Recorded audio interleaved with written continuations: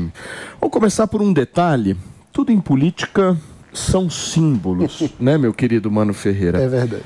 Essa gravata que o Lula estava utilizando é uma gravata muito reconhecida por quem acompanha a política, Exato. Porque eu me lembro plenamente, no momento em que ele prestou depoimento ao juiz Sérgio Moro, no âmbito da Operação Lava Jato, ele estava vestindo essa gravata. Na Olimpíada, ele estava vestindo essa gravata. Essa gravata sempre é um acessório em que ele utiliza em momentos em que ele acha que, de alguma forma... No PAC, ele usou essa gravata. Pois é. Você acha que tem um simbolismo nisso ou eu estou viajando, mano? Tem um simbolismo. Essa é a gravata que o Lula recorre sempre que são dias simbólicos, né? Dias simbólicos da construção da trajetória dele.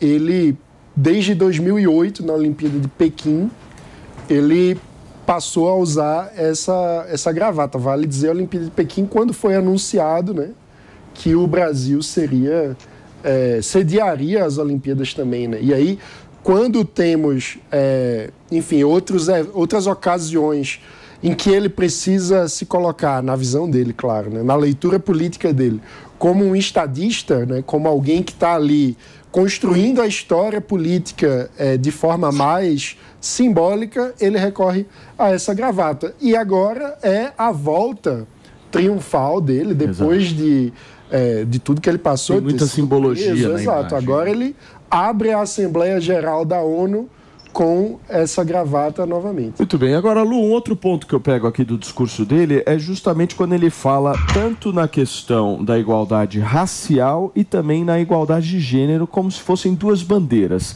A minha pergunta para você, não é de alguma forma um pouco incoerente? Porque na prática, se a gente analisar as ações de governo, estão refletindo com o discurso?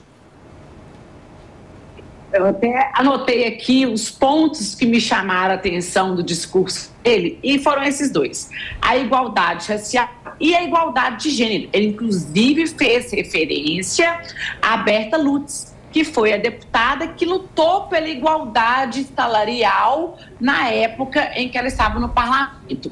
Falo que vem a calhar essa fala dele com o movimento que está tendo, inclusive, lá nos Estados Unidos, para nomeação de uma mulher e de uma mulher negra para o Supremo Tribunal Federal, no lugar da ministra Rosa Weber, que está prestes a se aposentar. Então, dentro das premissas do discurso, igualdade racial e igualdade de gênero, por que não nomear uma mulher preta para o Supremo Tribunal Federal? Por que continuar ali nos nomes da política de homens brancos para poder ocupar o lugar? Então, entendo sim da igualdade salarial, que foi uma conquista que nós tivemos, e observo, várias deputadas foram contra esse projeto, então tem que salientar isso aqui, mas precisamos, de fato, concretizar os discursos.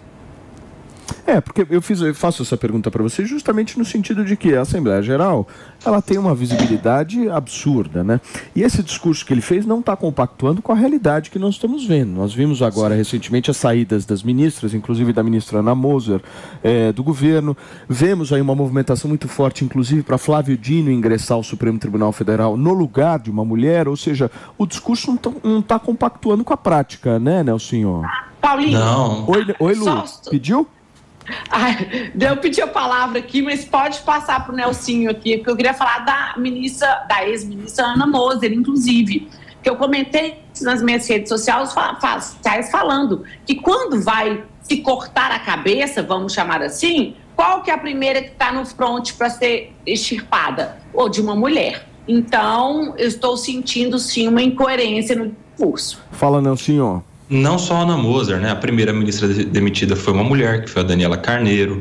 A gente tem ameaçado o tempo todo as presidências da Caixa e do Banco do Brasil, que são mulheres. A entrada do PP negociando essa porteira fechada na Caixa Econômica também envolve a saída da presidente, que é uma mulher. A gente viu a crise gerada com a ministra Marina Silva, também mulher. Ou seja, É muita coincidência, né? O tempo todo só as mulheres estarem nessa situação de ter que sair do governo, estar em crise com o governo e enfim, muito distante do discurso do presidente Lula. Mas não é só essa a incoerência, não. Quem ouve esse discurso do presidente Lula acredita que aqui no Brasil está tudo às mil maravilhas, que chegou o salvador da pátria e que aqui o cidadão brasileiro está vivendo no melhor lugar do mundo. Então, assim, a gente viu esse discurso do presidente Lula, claro, muito bem escrito, até parecia, né, de improviso, mas imagino que ele estava lendo em algum retorno, em algum monitor esse discurso, porque tem contemplou tudo aquilo que a gente são vinha 2 TPs, falando. né? Um de cada lado. Eu me senti meio que no Morning Show. Parecido com o Morning Show. Exato, Escuta, exato. O PP, nós vimos também muitas palmas, né? Segundo o que a gente contou aqui, ele foi aplaudido 7 vezes durante o discurso, entre a entrada e a saída. Quantas vezes? 7. 7 vezes nesse meio tempo. O Brasil voltou a ser aplaudido internacionalmente, né, Paulinho? Ai. Agora, o ponto interessante, Meu assim, Deus do céu. estilisticamente, né, quem acompanhou o discurso do Lula, ele seguiu a linha, né, a Agenda 2030 da ONU, que fala dos objetivos do desenvolvimento sustentável, né? Igualdade de gênero faz parte de um dos objetivos desenvolvimento sustentável. Então ele seguiu a linha. Então, estilisticamente, assim, né, o Lula ele observou exatamente os 17 objetivos de desenvolvimento sustentável, energia limpa, e ele dava uns pitacos relacionados a esses objetivos, né? E ele falou um ponto interessante, né, que a Agenda 2030 ela foi criada, idealizada na Assembleia Geral das Nações Unidas em 2015, né? E a ideia era criar um mundo melhor em 2030. E se passaram exatamente mais da metade, né, dos anos, né? E provavelmente o mundo está longe de chegar nesse objetivo, né? O mundo está muito longe, né? E ele consegue, com umas pitadas de comentários, uns insights relacionados com a política interna do Brasil, fazer uma comparação interessante, né? Ele fala, poxa, o Brasil, relacionado à questão da energia limpa, é o pioneiro, como o Mano mesmo falou aqui, né? Relacionado à questão de igualdade de gênero, a gente aprovou aqui uma lei que equipara o salário de homens e mulheres, né? Então, estilisticamente, o discurso do Lula foi muito bom, né, e muito rico.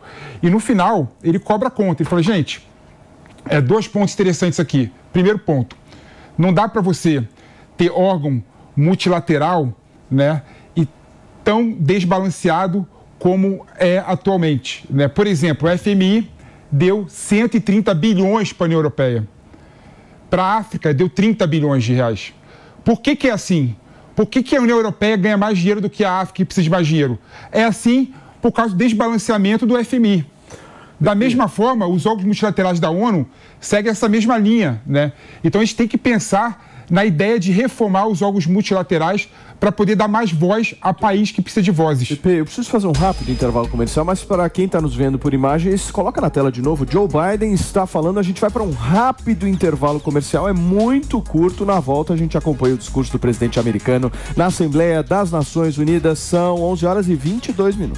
Esta terça-feira movimentadíssima aqui no Morning Show, são 11h24. A gente estava acompanhando o discurso do presidente Luiz Inácio Lula da Silva lá na Assembleia Geral da Organização das Nações Unidas. Ele falou por cerca de 25 minutos. Alguns pontos a gente está trazendo aqui para vocês para uma certa análise. Pepe, eu tive que te interromper. Você quer concluir aquele teu raciocínio? Não, só uma conclusão. Achou um discurso maravilhoso, né? Eu achei estilisticamente o discurso foi muito bom, né? Muito bem escrito, muito bem segmentado. Falou de todos os assuntos, de igualdade de gênero, igualdade racial, que foi o tema que ele colocou a mais da agenda de desenvolvimento sustentável da ONU, a Agenda 2030, né? Então foi muito bom. E no final, ele cobrou, né, aquilo que a gente havia falado no começo do programa, né? O tal de 100 bilhões de reais por ano que foi acordado no Acordo de Paris, que os países desenvolvidos deveriam dar para os países em desenvolvimento, né? Agora, ele faz uma crítica aberta e muito clara ao Conselho de Segurança da ONU, dizendo que o Conselho tem perdido credibilidade, que os membros travam guerras não autorizadas por expansão territorial ou por uma mudança de regime, e isso é prova que precisa de mudança no sistema. E aí, pegando naquele assunto que a gente trouxe no início do programa, né, Nelsinho, que justamente ele ia tocar nessa ferida de uma mudança estrutural da organização. E é uma rara crítica à Rússia, né? Porque o membro do Conselho de Segurança que está numa uma guerra de expansão territorial é a Rússia. Sim. Ou os Estados Unidos, porque é o único representante do Conselho de Segurança presente na reunião, né? E não só nesse ponto, que ele dá uma alfinetada ali nos Estados Unidos, que é o único membro desse conselho que está presente ali na reunião, mas também quando ele fala da questão de Cuba, né? Faz uma defesa pública ali a Cuba perante todos, e eu não sei se isso é muito bom. Não sei se é bom porque a gente sabe que a gente tem uma rixa histórica entre Cuba e os Estados Unidos, então fica comprando essas brigas para defender os companheiros, não sei... Que companheiro, Nelsinho, que companheiro, Nelsinho, mais de 50 anos de embargos, cara, tem que acabar esse embargo em Cuba, que isso, questão humanitária também. Tá certo. Que isso, cara. Você é a favor da aldeia para Venezuela, agora o colonialismo mental do Nelsinho é impressionante, né? Não dá para ir contra os Estados Unidos, tem que defender o embargo de Cuba. Pelo amor de Deus, Nelsinho. Não tô falando vamos ser humanitário agora. Estados Unidos não, Pepe, não tô falando que tem que ser tudo a favor dos Estados Unidos, mas eu tô falando que não precisava entrar nessa dividida na Assembleia Geral da ONU. O Brasil tem muito mais a falar do que a respeito disso, entendeu? Mas é um ponto interessante. Capital anterior. Um dos pontos Você que nos acompanha pelo rádio, aí você faz o teu ponto. São 11h27 para você que sintonizou agora na programação da Jovem Pan. A gente está analisando aqui o discurso de Lula na Assembleia da ONU, proferido hoje, há pouco, inclusive. Certo, meu querido Pepe? Certo. E um dos pontos que tem na Agenda 2030 é exatamente desenvolvimento econômico, né? Então não dá para você falar em desenvolvimento econômico, né, sem falar da questão de Cuba, que está realmente sendo prejudicada há 50 anos por conta dos embargos também. Um órgão multilateral que discute ter um mundo melhor passa por ter países melhor também. Eu acho muito divertida a defesa que surge do comércio internacional, né? Porque o embargo é o quê? É você bloquear Cuba do comércio internacional, da globalização. Só que em outros momentos o próprio governo Lula não resolve o que a gente pode chamar de alto embargo brasileiro, que é o que as altas tarifas de importação que fazem com que a nossa economia seja muito isolada em relação ao mundo. Então, eu gostaria de ver coerência nesse sentido, porque, como liberal, de fato, eu aplaudo o comércio internacional. E o Brasil deveria se abrir ao mundo, acabando com o alto embargo brasileiro, fazendo uma abertura comercial. E a questão não é o embargo, a questão é o porquê dos embargos. Tem motivo, não é que um dia alguém acordou e falou vamos embargar o comércio com Cuba, não. Tem questão de compromisso com direitos humanos, compromisso com direitos fundamentais. Que isso, Nelsinho? Compromisso com liberdade. Que isso, Nelsinho? Tá forçando a barra total, você não conhece a história, pelo amor de Deus, cara. Em 1950 essa discussão não se colocava. Você é contra os embargos à Rússia Escuta uma coisa, Nelsinho, só tem embargos econômicos à Rússia? O golpe, a tal ditadura cubana surgiu, né, por conta de uma reação de Cuba ao colonialismo norte-americano. Que é isso? Entendeu? Que é isso? E aí, a partir daí, não, mas as ditaduras de esquerda são reações. A partir daí que houve embarque dos Estados Unidos em relação a Cuba. Não tinha nada com direitos humanos, porque na época não tinha ditadura ainda. Lá. Queria saber, Pepe, se você é contra os embargos à Rússia também, aos embargos econômicos feitos à Rússia. Se você também acha que tem que acabar. Depende do dia, hoje é terça, né? Amanhã o Pepe dá uma mudada. Agora, Lu, para a gente fechar essa análise, a gente viu um presidente da República também colocando muita política no discurso, né? Você acha que ele fez acenos ali para aquela claque mais ideológica? Inclusive moderado nessa perspectiva.